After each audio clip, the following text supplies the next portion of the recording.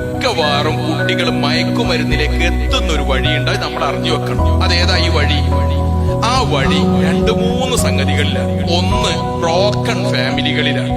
Broken family എന്ന് പറഞ്ഞാൽ ഉമ്മയും ബാപ്പയും ചിലപ്പോ തെറ്റിയും പണങ്ങിയും നിൽക്കുന്നത്, മുത്തല്ലക്കത്തായ ഉമ്മമാര്, തലാക്ക് ചെല്ലപ്പെട്ട ഉമ്മമാര്, ബാപ്പ കള്ളുകുടിയനായിട്ടുള്ളത്, ഇങ്ങനൊക്കെ ഉള്ളിടത്താണ് മക്കള് വേഗം മയക്കുമരുന്നിലേക്കും അതുപോലെയുള്ള സംഗതികളിലേക്കൊക്കെ പോണത്. ഒന്നാമത്തെ കാര്യം ഇത് നമ്മൾ ഏത് സമയത്തും ശ്രദ്ധിക്കണം. രണ്ടാമത്തെ ഒരു കാര്യം, മക്കളെ വേണ്ട രൂപത്തിൽ ചേർത്ത് പിടിച്ച് കൊണ്ടു കിടക്കാനും സ്നേഹം കൊടുക്കാനും അറിയാത്ത ചെയ്യാത്ത ബാപ്പയും ഉമ്മയുള്ളിടത്ത്. അങ്ങനെ വരുന്ന സമയത്താണ് ഇവൻ ഒരേല് സമാധാനമില്ല, എവിടോ പോയി അങ്ങനെ കുത്തിരിക്കുകയാണ്, ക്ലാസ്സിൽ ഇങ്ങനെ നിൽക്കുകയാണ്, സ്കൂളില് ബെല്ലടിച്ച് കഴിഞ്ഞപ്പോഴും ഓന ഗ്രൗണ്ടിന്റെ മൂലയിൽ കുത്തിരിക്കുകയാണ്. ചിലപ്പോ ബസ് സ്റ്റോപ്പിലൂടെ ഇങ്ങനെ പിന്നെ ബസ്സിൽ ഇങ്ങനെ പോണ സമയത്ത് അല്ലെ ബസ് സ്റ്റാൻഡിൽ ഇരിക്കുമ്പോ ഇവനൊരു വല്ലാത്തൊരു അവസ്ഥയിൽ ഇരിക്കുകയാണ്. അപ്പോഴാണ് മറ്റേ ചെങ്ങായി മെല്ലെ എന്നും നോക്കുകയാണ്. അവനെ നോക്കിയിട്ട് അടുത്ത് വന്നിട്ട്, എന്താ നിന്റെ പ്രശ്നം? ജീവിതത്തിൽ ആദ്യമായിട്ടായിരിക്കും ഒരാൾ വന്ന് ചോദിക്കുന്നത്. അപ്പൊ ഓനോട് പറയാണ്, നിനക്കൊരു ധൈര്യം കിട്ടാൻ, നിനക്ക് സന്തോഷം ഉണ്ടാവാൻ ഞാൻ ചെറിയ സാധനം തരാം, നീ ഒന്ന് ഉപയോഗിച്ച് നോക്കൂ, ഒരു പ്രശ്നവുമില്ല. മക്കൾ അതിൽ കുടുങ്ങാണ്, അതിൽ കുടുങ്ങല. ആദ്യത്തെ ഈ ചോദ്യത്തിൽ നിന്നാണ് അവരുടെ കൂട്ടുകെട്ടിൽ മക്കളുടെ ജീവിതത്തിന്റെ ഒരു ജീവിത ചക്രം നമ്മൾ അറിയണം. ജനിച്ചത് മുതൽ 7 വയസ്സ് വരെയുള്ള സമയം ഉമ്മനെയും ബാപ്പനെയും കണ്ടുപിടിക്കുന്ന സമയം. 7 വയസ്സ് മുതൽ 15 വയസ്സ് വരെയുള്ള സമയം മക്കളുടെ ജീവിതത്തിൽ കൂട്ടുകാരെ കണ്ടും പരിസരത്ത് ബാക്കിയുള്ളത് കണ്ടും അവർ വളരുന്ന സമയം. അതാണ് ആ സമയം വരുന്നത്. അത് കഴിഞ്ഞാൽ പിന്നെ അവര് സ്വയം കുതറി മാറിയിട്ട് ഒരു വ്യക്തിയായി രൂപപ്പെടാൻ വേണ്ടിയിട്ട് ശ്രമിക്കുന്ന സമയമാണ്. ആ സമയത്ത് ഈ മക്കൾക്ക് നാട്ടിൽ അംഗീകാരമില്ല, ബാക്കിയുള്ളതിൽ എങ്ങനെയൊക്കെ വരികയെന്ന് വിചാരിക്കുക. എന്തായിരിക്കും സംഗതി? ആ പൊരുത്തം പറഞ്ഞോടാ, എനിക്ക് അംഗീകാരം കിട്ടാൻ ആരും എന്നെ ബഹുമാനിക്കുന്നില്ല, എന്നാ എനിക്കൊരു പണി ചെയ്തരാ, എല്ലാരും എന്നെ ബഹുമാനിക്കും, എനിക്ക് നല്ല ധൈര്യം ഉണ്ടാകും, എല്ലാവരോടും വർത്താനം പറയാൻ പറ്റും, നിന്നെ ചൂഷണം ചെയ്ത ആളുകൾക്കെതിരെയൊക്കെ നിനക്ക് നീങ്ങാൻ പറ്റും എന്നാന്ന് പറഞ്ഞിട്ട് കൊടുക്കുമ്പോ ആ കുട്ടി വാങ്ങാണ്. വെറുതെ കൊടുക്കുക, നീ ഒന്ന് ഉപയോഗിച്ച് നോക്കെന്ന് പറയാണ്. ഒരിക്കലൊരു ഉമ്മ എന്റെ അടുത്ത് വന്നു. ആ ഉമ്മ എന്റെ അടുത്ത് വന്നിട്ട് പറഞ്ഞു, ഉസ്താദേ, എന്റെ മോന് അവര് ചെറിയ കുട്ടിയായിരുന്നപ്പോ ബാപ്പ ഞങ്ങളെ ഉപേക്ഷിച്ച് പോയതാ. ബാപ്പനോ കണ്ടിട്ടില്ല, കണ്ട ഓർമ്മോനില്ല, കണ്ടിട്ടുണ്ട് ഓർമ്മയില്ല. ഞാൻ അവനെ പോറ്റി വളർത്തി ഈ വലിയ രൂപത്തിൽ പ്രതീക്ഷയിൽ ഉയർത്തിക്കൊണ്ടുവന്നു. അവന് 10ാം ക്ലാസ് നന്നായിട്ട് പാസ്സായി. ഇടക്കാലത്ത് ഈ 10ാം ക്ലാസ് കഴിഞ്ഞ് അവന് ഒരു ഫാൻസി കടയിൽ കുറച്ച് ജോലിക്ക് തന്നു. +1 അഡ്മിഷൻ കിട്ടുന്നത് വരെയുള്ള സമയത്ത് ഫാൻസി കടയിലാണ്. ഓൻ ആദ്യമായിട്ട് 10,000-15,000 രൂപ ആ ഫാൻസി കടയിൽ നിന്ന് ശമ്പളം കിട്ടിയ അന്ന് ഓൻ എനിക്ക് സമ്മാനമൊക്കെ വാങ്ങിയിട്ട് പുരയിലേക്ക് വന്ന ദിവസം ഉണ്ടല്ലോ ഉസ്താദേ, എന്റെ ജീവിതത്തിലെ ഏറ്റവും വലിയ സന്തോഷത്തിന്റെ ദിവസം പെരുന്നാളായിരുന്നു അന്ന്. എന്റെ മോൻ അത്രമേൽ വലിയ സന്തോഷത്തിലാ വന്നത്. അവനിൽ വലിയ പ്രതീക്ഷ എനിക്കുണ്ടായിരുന്നു. കുറച്ച് കഴിഞ്ഞപ്പോ എന്റെ മോന് മെല്ലെ മാറാൻ തുടങ്ങി. ഓന് +1 പോയി തുടങ്ങിയതോടുകൂടി മാറ്റം വന്നു. ഓൻ പിന്നെ എന്നെ കണ്ടാ മിണ്ടാറില്ല. ഞാൻ ചോദിച്ചാൽ ചൂടാവാൻ തുടങ്ങി. ചിലപ്പോ ഓൻ എന്നെ അടിച്ചു ഉസ്താദേ. കുറെ കഴിഞ്ഞ് ഞാൻ അവന്റെ റൂം പരിശോധിച്ചു നോക്കിയ സമയത്ത് ആ റൂമില് അവന്റെ മേശയിൽ ബാക്കിയുള്ളിടത്തൊക്കെ കുറെ സാധനങ്ങൾ കണ്ടു. ഇപ്പൊ അവൻ പൊരേല് വരുന്നില്ല. 18 വയസ്സ് 19ാമത്തെ വയസ്സ് പ്രായ, പൊരേല് വരുന്നില്ല. പൊരേല് വന്നാലും ഓൻ വരരുത് എന്നപ്പ എന്റെ ആഗ്രഹമുള്ളത്, എന്റെ ദുആ അതാണ്. വന്നു കഴിഞ്ഞാൽ എന്നെ തല്ലും, എന്നെ കൊല്ലുമോ എന്ന് ഞാൻ പേടിക്കാണ് ഉസ്താദേ. എന്റെ കഴുത്തിൽ ആകെ ഉണ്ടായിരുന്ന മാലവും പൊട്ടിച്ചു കൊണ്ടുപോയി, ബാക്കിയുള്ളതൊക്കെ വാങ്ങിക്കൊണ്ടുപോയി. 10ാം ക്ലാസ് വരെ നന്നായിട്ട് പഠിച്ചു പോന്നിരുന്ന മോന് ഈ ഉമ്മ ആ കുട്ടിക്ക് വേണ്ടി വേറെ കല്യാണമൊന്നും വേണ്ടാന്ന് പറഞ്ഞ് മാറ്റി വെച്ച് അങ്ങനെ ജീവിച്ച ഉമ്മ ഒരു കടയിൽ നിന്നൊരു 10,000 ഉറുപ്പിക ആദ്യമായിട്ട് കിട്ടിയപ്പോ സന്തോഷത്തോടെ വാങ്ങിക്കൊണ്ടുവന്ന മോൻ, ഈ മോനാണ് ചുരുങ്ങിയ സമയം കൊണ്ട് ഈ മാറ്റം വരുന്നതെങ്കിൽ ആരാണ് ഈ മോനെ മാറ്റിയെടുത്തത്?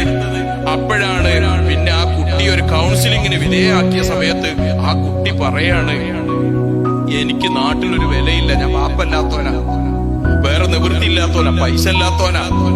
അങ്ങനെ വന്നപ്പോഴാണ് എന്നോട് ചില കൂട്ടുകാർ പറഞ്ഞു, എടാ എനിക്ക് അംഗീകാരം കിട്ടാനൊരു പണി തരാ എന്ന് പറഞ്ഞിട്ട് എന്നെ ഈ മയക്കുമരുന്നിന്റെ ലോകത്തേക്ക് കൊണ്ടുവന്നത്. അപ്പൊ ഞാൻ ചോദിച്ചു, നീ ഇത് ഉപയോഗിച്ചതിന് ശേഷം എനിക്ക് അംഗീകാരം കിട്ടാൻ തുടങ്ങിയോന്ന് ചോദിച്ചു. എനിക്ക് ഒരുപാട് സുഹൃത്തുക്കളെ കിട്ടി. ഞങ്ങളുടെ നാട്ടിലൊരു റൂം എടുത്തിട്ട് ആ റൂമിൽ ഇരുന്നിട്ട് നന്നായിട്ട് ആഘോഷിക്കാൻ തുടങ്ങി. പക്ഷെ അതോട് കൂടിയിട്ട് പിന്നെ ആഘോഷത്തിന് പൈസ കൂടുതൽ വേണ്ടി വന്നപ്പോ മറ്റു മാർഗങ്ങൾ സ്വീകരിച്ചു. അങ്ങനെ പിന്നെ ഇത് തലേ കയറിയപ്പോ ഉമ്മൻ അടിക്കാൻ തുടങ്ങി. കുഴപ്പമായി. അവസാനം പുരയിലേക്ക് തന്നെ വരാത്ത രൂപത്തിലേക്ക് ഈ മക്കൾ നഷ്ടപ്പെട്ടു പോവുകയാണ്. എന്തുമാത്രം വലിയ പ്രതിസന്ധിയാണ് എന്ന് നമ്മൾ അറിയണം. ഇങ്ങനെ മക്കളുടെ ജീവിതം തന്നെ തകർന്നു പോകുന്ന, ഒരു സർജറി പോലും നടത്താൻ ഡോക്ടർമാർക്ക് കഴിയാതെ പ്രതിസന്ധികൾ വരുന്ന രൂപത്തിലേക്ക് കാര്യങ്ങൾ എത്തുക. ഇതാണ് മയക്കുമരുന്ന് ഉപയോഗിച്ചു കഴിഞ്ഞാൽ ഇവിടെ വരുന്നത്. ബൈക്ക് അപകടങ്ങളുടെ പ്രധാനപ്പെട്ട ഒരു കാരണം എന്താ? ഇതങ്ങോട്ട് തലേ കയറി കഴിഞ്ഞാൽ പിന്നെ ഓന് തോന്നാണ് പെരും പോക്ക് പോകാൻ. ഇപ്പൊ ഒരു വിമാനം പോയില്ലേ ഇതിലെ, അല്ലേ? അതിനേക്കാൾ സ്പീഡിൽ എന്റെ ബൈക്ക് പോകുമെന്ന് കുട്ടിക്ക് തോന്നുകയാണ്. ഇത് തലയിൽ അങ്ങോട്ട് കയറി കഴിഞ്ഞാൽ പിന്നെ ഓന് വേറെ ഒന്നുമില്ല. ഏതെങ്കിലും ഒരു സാധു വണ്ടിക്കാരനൊന്ന് കേറുന്ന സമയത്ത് ഓണടിച്ചാൽ അപ്പൊ ഓനോട് പോയിട്ട് അടി ഉണ്ടാക്കുകയാണ്. ഓന് തോന്നുക അപ്പൊ എന്നോടൊന്നും അങ്ങനെ എന്നെ കാണുമ്പോ ഓന് ഹോണടിക്കുക. ഓൻ ആരാ അപ്പൊക്കെ തോന്നുകയാണ്. ഇത് ഈ കുട്ടികൾ ഈ സാധനം പ്രവർത്തിക്കുന്നതിന് ഇതിന് അഡിക്റ്റായി മാറുന്ന സമയത്ത് വരുന്നൊരു കാര്യമാണ്. ഇത് ആൺകുട്ടികളിൽ മാത്രമല്ല കേട്ടോ, പെൺകുട്ടികളും ഇതിന്റെ അടിമകളാണ്, അഡിക്റ്റാണ്. നമ്മൾ ശരിക്കും അറിയണം. വേറൊരു കാര്യം, ഈ രൂപത്തിലുള്ള സംഗതികളിലേക്ക് കുട്ടികൾ എത്തുന്നത് സ്കൂളിൽ നിന്ന് പോകുന്ന ടൂറുകളിലാണ്. ടൂറ് പോകുന്ന സമയത്ത് മാഷമാര് ബാഗിൽ കരുതിയ കള്ളും കുപ്പി എടുത്ത് കുടിച്ച കുട്ടികളെ എനിക്കറിയാം. സാറിത് വാങ്ങുന്നതും കൊണ്ടുപോകുന്നതും വെച്ചതും ഒക്കെ ഒരുത്തം വില്ലം കണ്ടുവച്ചു. ഓൻ ബാക്കിയുള്ളവരോട് പറഞ്ഞു, നമുക്കൊരു പണിയുണ്ട്. മൈസൂർ എത്തിയിട്ട് എല്ലാരും അങ്ങോട്ടും ഇങ്ങോട്ടും ഇറങ്ങി. പിന്നെ രണ്ടാമത് പോയ സമയത്ത് പിന്നെ തിരിച്ചു വരുന്ന ലേശം നേരത്തെ വന്നു. മാഷിന്റെ വേഗം എടുത്തിട്ട് ഒരു കുടിച്ചു. ജീവിതത്തിൽ ആദ്യമായിട്ട് കള്ളു കുടിക്കുന്നത് അന്നാണ്. മാഷ് പിന്നെ വന്ന് തപ്പുമ്പോ എന്നെ ഇടക്കണ്ണിട്ട് ഇങ്ങനെ നോക്കി. അയാൾക്ക് ചോദിക്കാൻ നിവൃത്തിയില്ല. എന്റെ കുപ്പി ഉണ്ടായിരുന്നു എന്ന് പറയാൻ മൂപ്പർക്കും നിവൃത്തിയില്ല. കുട്ടികളെടുത്ത് കുടിച്ചു. ആദ്യമായിട്ട് കള്ളു കുടിക്കുന്നത് ടൂറിലാണ്. ടൂറ് പോണ സമയത്ത് അതിന് പൈസ കിട്ടിയില്ലെങ്കിൽ ഓനെ സഹായിക്കാൻ ഇവിടെ ആൾക്കാരുണ്ട്. ഒരു ചെറിയൊരു പൊതിയുണ്ട്, അതൊന്ന് പിന്നെ മൈസൂർ എത്തിച്ചു കൊടുത്താൽ മതി. മൈസൂരിൽ നിന്ന് ഇങ്ങോട്ട് വരുമ്പോ ചിലപ്പോ എന്റെ കയ്യിൽ ഒരു ബാഗ് തരുന്നുണ്ടോ, അത് നിങ്ങൾ ആ ബാഗിന്റെ കൂട്ടത്തിൽ വെച്ച് ഇങ്ങോട്ട് കൊണ്ടുവന്നാൽ മതി. അത് ഇവിടെ എത്തുമ്പോ ഒരാൾ വന്ന് വാങ്ങിക്കൊണ്ടുപോകും.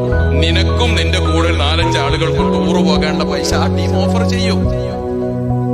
ഈ പണിന്റെ പേര് കാരിയറിനാണ്. മയക്കുമരുന്ന് കടത്തുന്ന പണിയായത്.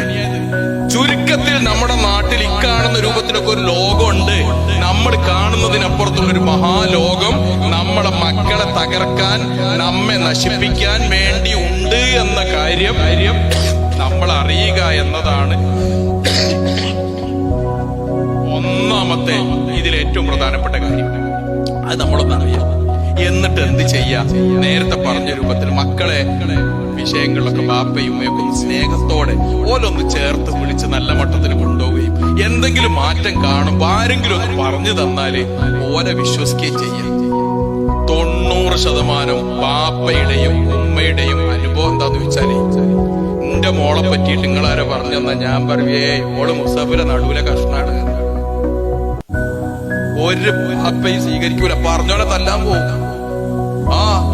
മദ്രസയിൽ ഉസ്താദ് പറഞ്ഞു, കേസ് ഒന്ന് നിങ്ങൾ നോക്കണേ, ഞാൻ ചില കാര്യങ്ങളൊക്കെ കണ്ടിട്ടുണ്ട്. മൊയ്ലിയാർ പിന്നെ അടുത്ത മാസം പിരിച്ചുവിടും. മൊയ്ലിയാർ ചിലപ്പോ അടുത്ത മാസം പിരിച്ചുവിടും. അയാളിങ്ങനെ ഞങ്ങളെ ബാക്കിയുള്ള കാര്യത്തിലൊക്കെ ഇടപെടുന്നുണ്ട് എന്നാ പറയാ. ഒരാളും പറയുന്നത് വേറൊരാൾക്ക് ഇഷ്ടമല്ല മക്കളെ കാര്യത്തിൽ. അവസാനം എപ്പാ കുടുങ്ങുന്നത് നമ്മൾ പറ്റങ്ങോട്ട് അതിലങ്ങോട്ട് എത്തിപ്പെട്ട് തകർന്ന് തരിപ്പണാകുന്ന സമയത്താണ് നമ്മൾ അറിയാം. അതുകൊണ്ട് എന്റെ പ്രിയപ്പെട്ട ഉമ്മമാരോട് പറയാനുള്ളത്, പ്രിയപ്പെട്ട ബാപ്പമാരോട് പറയാനുള്ളത്, മക്കളെ കാര്യത്തിൽ നിങ്ങൾ ഇത്തിരി ഒന്നൊരു ജാഗ്രത കാണിക്കണം. നമ്മുടെ ശ്രദ്ധ ഉണ്ടാകണം. അവരൊന്ന് ചേർത്ത് പിടിക്കുകയും ഓലിൽ വരുന്ന മാറ്റങ്ങൾ ബാക്കിയുള്ളതൊക്കെ ഒന്ന് അറിയുകയൊക്കെ ചെയ്ത് അങ്ങനെ മുന്നോട്ട് പോയാൽ അൽഹംദുലില്ലാഹ് നല്ല മാറ്റം